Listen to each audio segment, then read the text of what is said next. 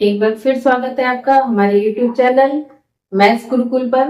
और आपकी कल एक्सरसाइज 1 जो है चैप्टर 1 का खत्म हो चुका है। नया चैप्टर आपका शुरू होता है बहुपद, और इसमें आज एक्सरसाइज है 2.1। ठीक है, तो इसमें बहुपद के बारे में आप पहले 9 में पढ़ चुके हो। बहुपद किसे कहते हैं? एक पद से एक भी हो सकता है, उसमें दो भी हो सकते हैं, तीन भी, चार भी, बहुत सारे पद हो सकते हैं।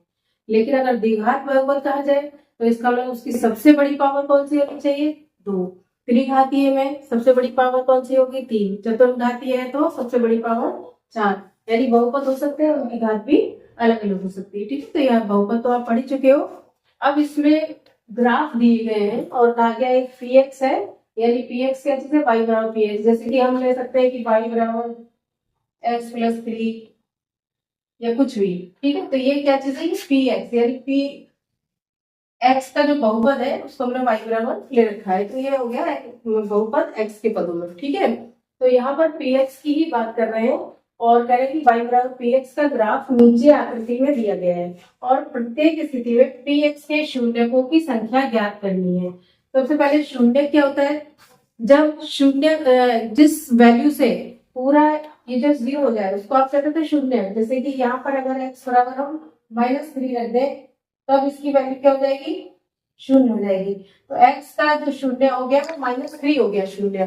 ठीक है बच्चों, तो अब ये ग्राफ में बताना है आपको। तो ग्राफ के लिए क्या है कि किसी बहुपद के शून्य उन बिंदुओं के x निर्देशांक है। ठीक है, किसी भी ग्राफ में कोई भी बहुपद है तो उसके जो शून्य थे उन बिंदुओं के x निर्देशांक, यानी y नहीं, हम x की बात कर रहे हैं, जो बहुपद को निरूपित करने वाले परवलय, जो भी परवलय, जैसे मान लो यहाँ रेखा बन गई, यहाँ पे इस टाइप का बन गया, तो जो भी उसका परवलय या जो भी रूप बन रहा है उसको x अक्ष पर प्रतिच्छेद करे।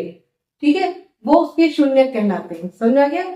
px की बात हो रही है तो आपको क्या चेक करना है? जो x अक्ष पर प्रतिच्छेद करे, यानी काटते हुए जाए। तो पहला ग्राफ ले लीजिए। यहाँ पर देखिए x अक्ष पर कहीं इसने काटा है? इसमें कहीं भी आपको x अक्ष पर काटता हुआ नहीं दिख रहा है। ये काटा है तो ये काटे का मतलब क्रॉस करता हुआ जा रहा है उसको बीच से, तो ये y पर काटा है, x पर कहीं नहीं। तो यहाँ पर शून्यकों की संख्या क्या हो गई? 0। आपको संख्या ही बतानी है, हो गई 0 इस वाले ग्राफ में। ठीक है, इस वाले परवल में आप बताइए कितनी हो जाएगी?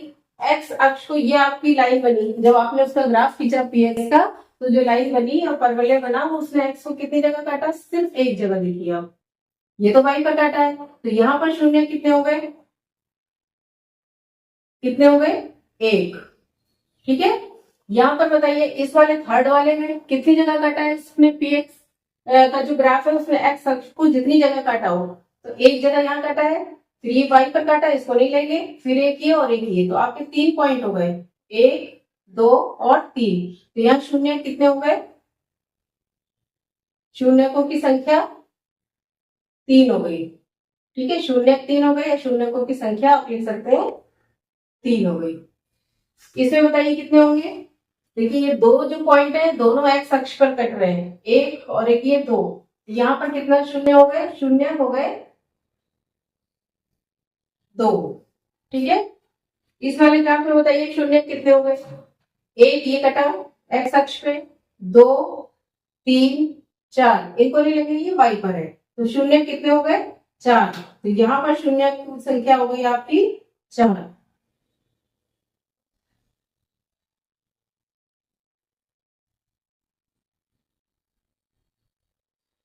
अब लास्ट आपका ग्राफ बचा है, यहाँ पर आप बताइए। देखिए एक पॉइंट ये है, 2 और एक 3, तो यहाँ पर शून्य कितने हो गए?